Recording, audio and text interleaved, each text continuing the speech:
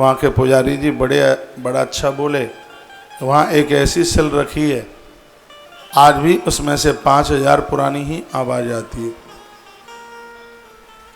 पुरातत्व विभाग ने उस सिल को मांगा, लेकिन उस गांव के लोगों ने एक बार दे तो दिया, लेकिन 6 महीने बाद उनसे वो वापस ले आए।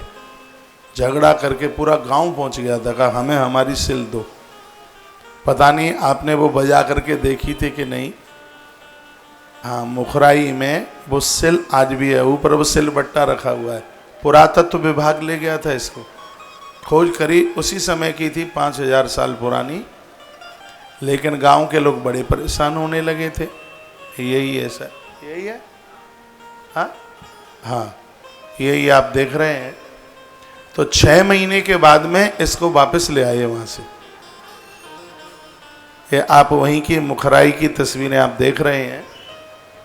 पुजारी जी बहुत कुछ बता रहे थे यहाँ के बारे में।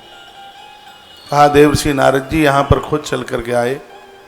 मैया ने खीर पूड़ी का भोजन कराया, माता ने, राधा रानी ने। कोई सामान तो था नहीं, एक छोटा सा गड्ढा खोदा, उसमें मिट्टी डाली और पानी डाला और उसका फैन की तरह घोल लिया, बड़ के पत्ते बिछा दिए। कहा बाबा आज हमारा नौता स्वीकार कर लो। नारद जी ने देखा चूल्हा तो कहीं जल ही नहीं रहा है, नौता काय पे स्वीकार कर लें।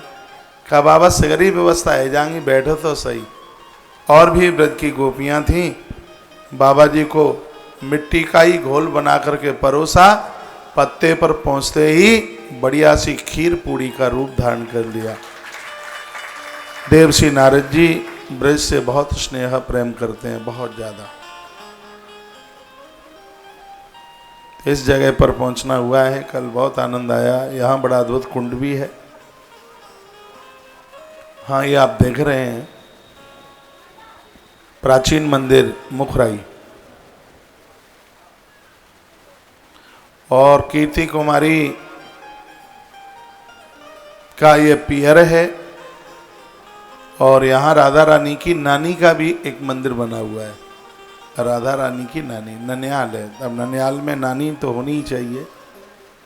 तो ये कल दर्शन आपने भी किए हैं। आपको तो बताने की ज़रूरत क्या है, आप तो सब देख ही आए हैं। लेकिन मैं टीवी के माध्यम से देश के उन तमाम श्रोताओं को, भक्तों को यह बताना चाहूँगा जो ब्रज से बहुत स्नेह करते हैं और अगली बार आने की तैयारी कर रहे हैं, उनके पास तक मेरी सूचना का पहुँचना जरूरी है।